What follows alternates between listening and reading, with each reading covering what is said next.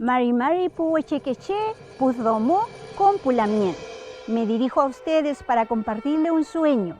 Quiero ser constituyente indígena para defender nuestros derechos en la nueva Constitución.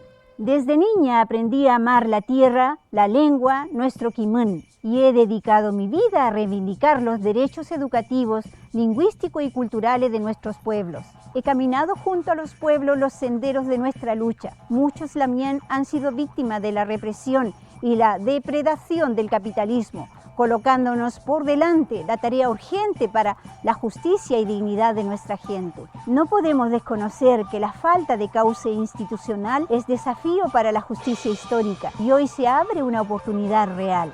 Les invito a defender nuestra filosofía, a recuperar la fuerza femenina de la tierra. Con nuestra memoria e identidad diremos una vez más, Marishiweu Pulamien, Uño Weftupetain Kimon.